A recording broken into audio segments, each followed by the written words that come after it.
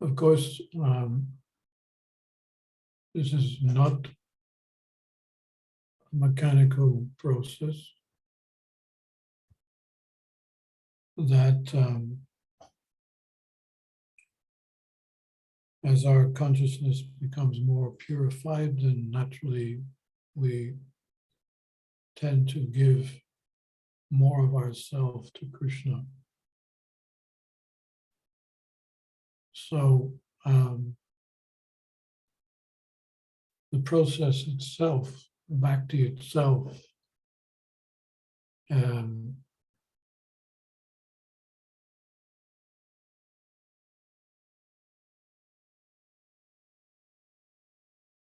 is helping the devotee to march forward in his progress in Krishna consciousness. So there's that side. The more we chant, the more we want to chant. The more we read, the more we want to read. Now that's how bhakti is. We become inspired.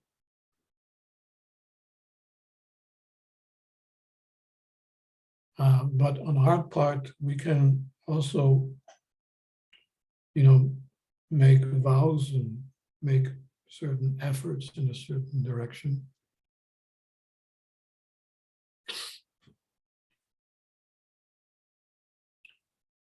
Some extra prayers, extra rounds, extra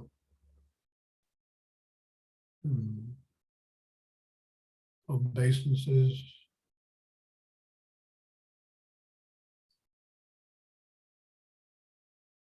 These extra worship. These are within our capacity.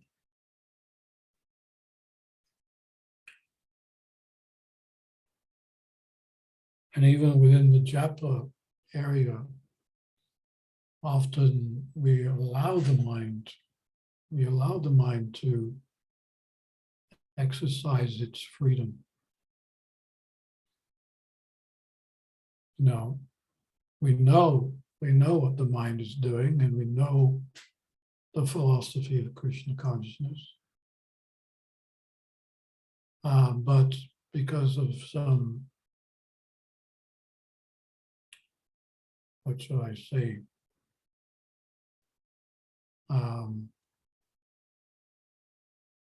well, there's the lack of taste. There's lack of taste for chanting. There's a lack of taste for moving to another level.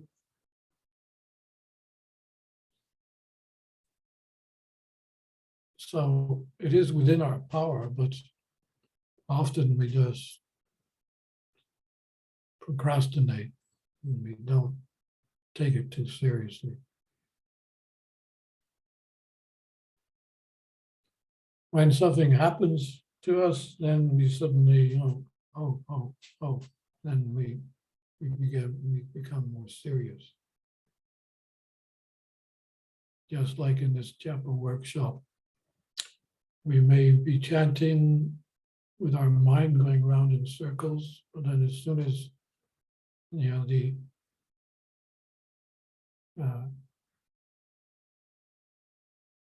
Chaitanya Prema gives you the opportunity to chant, so the devotees can hear you. So suddenly Hare Krishna, Krishna.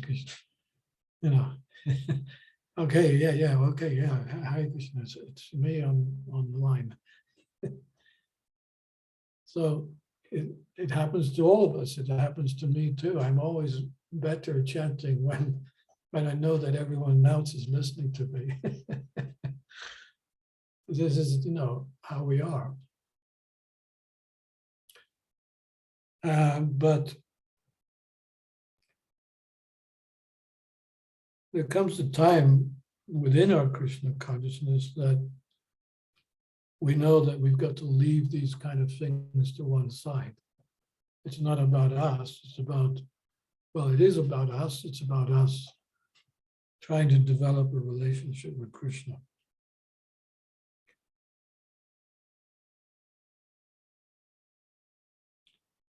And as I was saying last week, I think it was last week I mentioned this, that,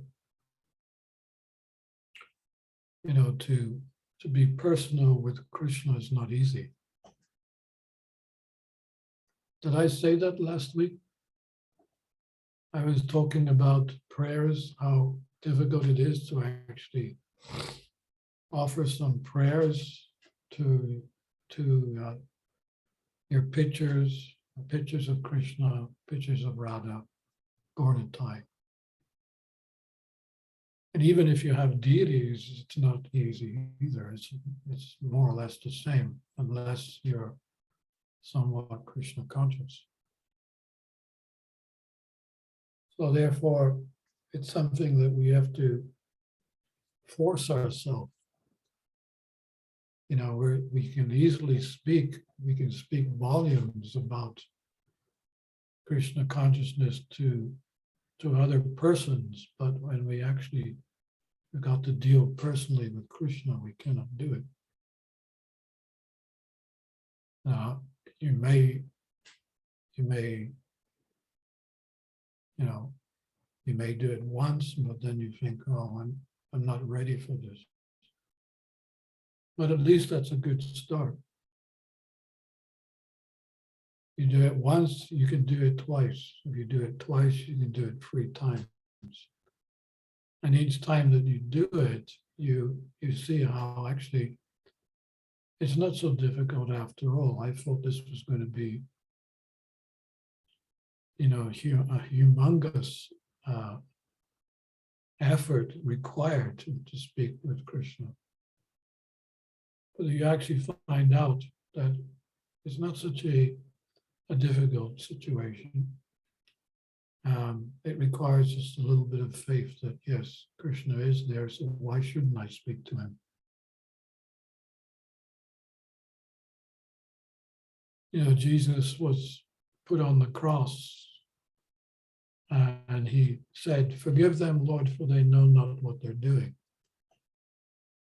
You know, of course, he was speaking to the Lord even before he was put into difficulties.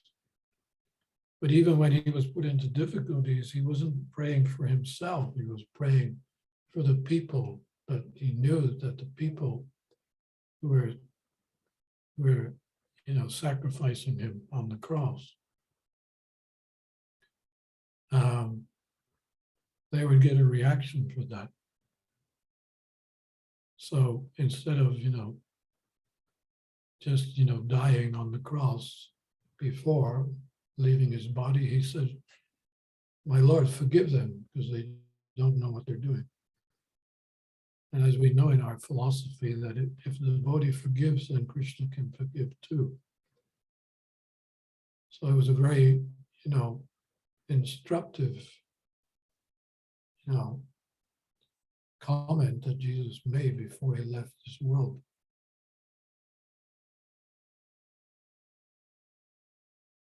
And, you know, in this particular situation which we're experiencing now, between Russia and Ukraine, it's also a time for, you know, reconciliation and open our hearts and say to Krishna, okay, this may be the way you want it, but there's a lot of people suffering. And we don't like to see this. So can you try to do it in some other way? You know, you can actually pray like that to Krishna. You know, of course, you know, he may listen to the prayer and change things, or he may not, but at least we feel, we make our stand. We feel, is this the way you want it? You know, you're the most magnificent incarnation of Krishna. So is this the way you want to change the world? Is this necessary? So you can even question Krishna. Why not?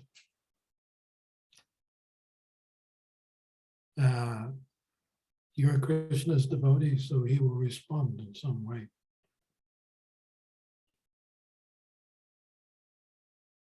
So the power is within us to do anything.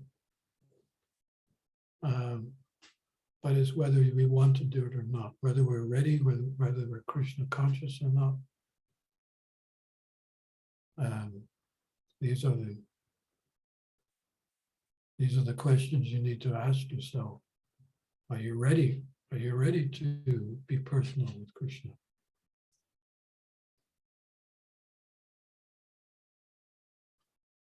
And if you become personal with Krishna, he becomes personal with you.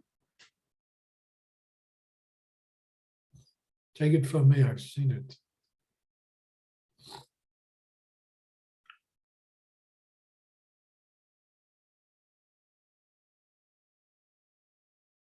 You know, we want some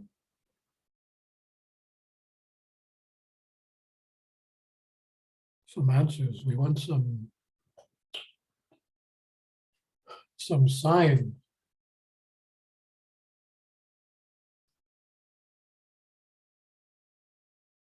And if we approach Krishna in the proper way, then he can give you the sign.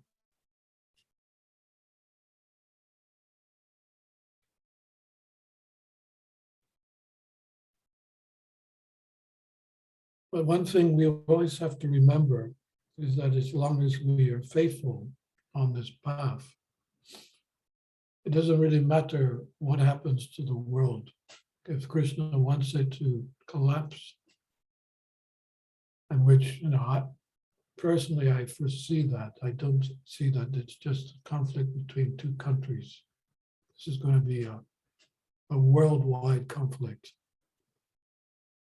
It will explode. I have no doubt about it. It may happen, it may not, but my feeling is that it will happen. And it will happen because it needs to happen in one sense, because everyone's going in the wrong direction.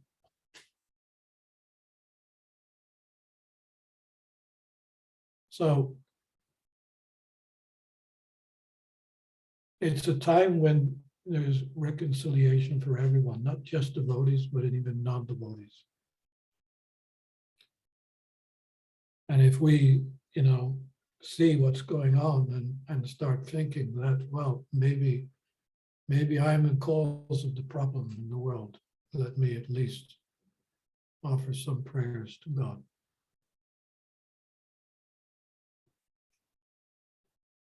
So this is where everyone stands right now.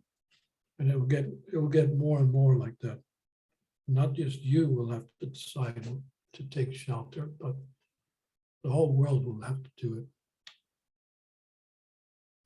Because the whole world will be affected.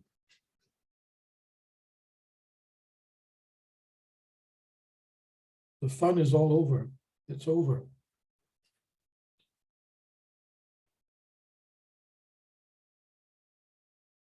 The peak of material life has come to its climax. But if it doesn't change, the whole human civilization is going to collapse anyway. So whether it happens in a war or it happens from natural disasters, but the way we're going, it's not going to help anyone unless we make a change to our life.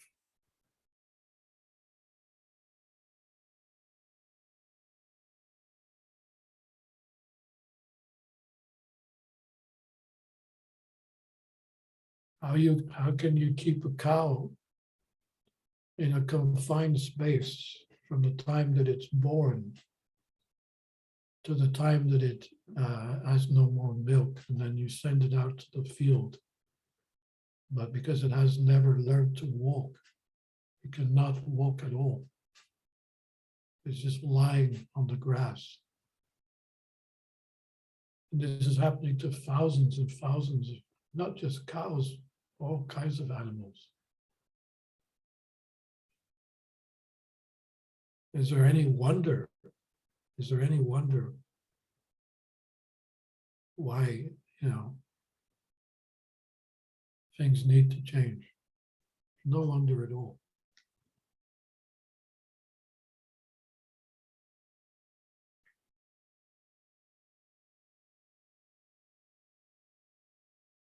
So if we don't pray now, I'm sure that at some point we will. We will have to. We'll have to show our real face, our real heart. Not just when, Chaitanya Prema, set you in motion in front of others.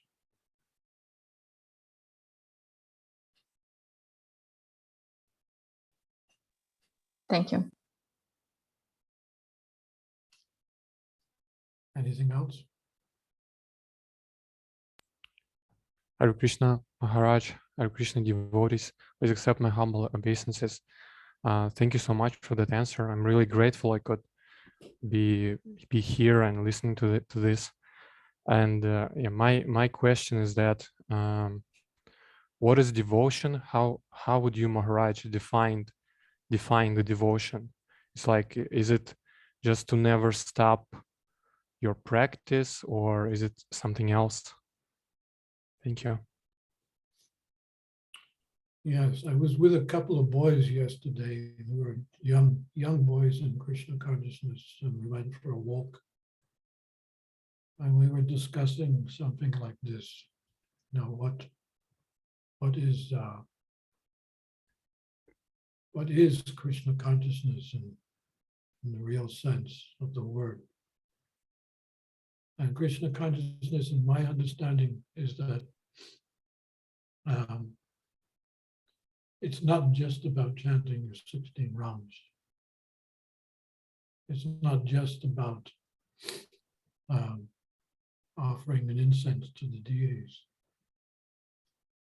and cooking for the Lord. These are our devotional practices, which help us along the way to perfection. But there's another area which we also forget, and that is the planet itself. Krishna's given it to us. Om Purnamada Purnamidam. He's given us a planet which is, sufficient. It's Purnam, it's complete in itself to maintain itself. It's complete. Krishna doesn't create something which is not complete. We chose to come here. Okay, I will give you a planet. Look after it, please.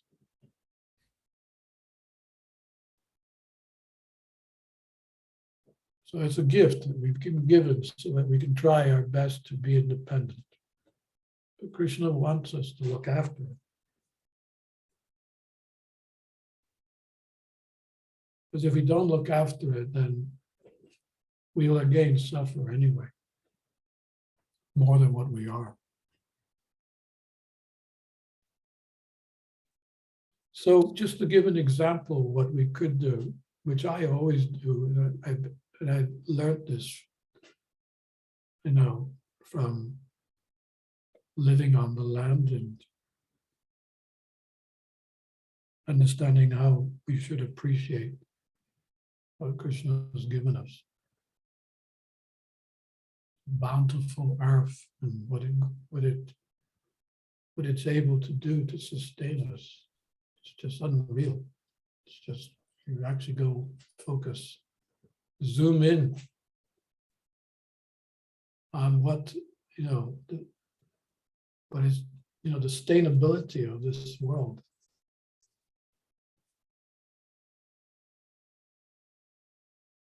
How the sun takes the water from the ocean and brings it up to the sky. and you have these clouds which weigh hundreds of tons. There's hundreds of tons of water within the cloud, and yet it's floating above us. It's just amazing. And the cloud moves over to the land and it pours water onto the ground so that we can grow our crops.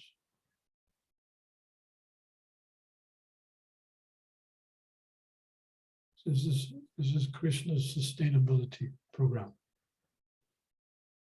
But in order for it to continue to function, we need to be conscious of how we live our own life. So one of the things I do every other day is to go out with my little bucket, which is full of organic waste. I usually do it in the morning because the non-devotees don't understand it at all. Why you should go out with a bucket of organic waste and throw it next to a tree so the tree can benefit. And not only the fact that it's organic waste, but also, there are, remnants of prasadam and benefit from that too. Separate your plastic from your paper. I know that in many countries now there is this opportunity, but even then, not many want to abide by the system. And we as devotees, we should be examples. We shouldn't just think, oh, I'll just worry about my Krishna consciousness. Anything else, I'm not concerned. So this is what means Krishna consciousness. You're conscious of not just your Krishna consciousness, even that, are we conscious? Not so much. But at least start being conscious of things around you that you can see, and that will, it will benefit the environment around you. And that it will also benefit you, because when Krishna sees that you care, then he'll think, oh, here's a real devotee. He really cares. And it's one thing that's going on right now in Mayapur, that there's a group of devotees that are, that looking after the environment around Mayapur, because that's even more important because of the fact that it's a holy dham. But no one else cares. The Indian people just throw everything on the ground. But now the devotees are trying to train them. This is the bin, this is the plastic, this is the organic. Please put it in the bin. So I know that was a long-winded answer, but that's just one example of what you can do to be more Krishna conscious. And there's lots of things. We could go on for a couple of hours explaining different ways in which you can be more Krishna conscious. But you cannot imagine how fulfilling it is to carry that bucket every 2 days out into the organic waste bin next to a tree. Thank you, Maharaj. So we'll stop there and go into the next session. Thank you very much for your association. All glories to Srila Prabhupada. Dhirasanta Goswami Maharaja ki jai.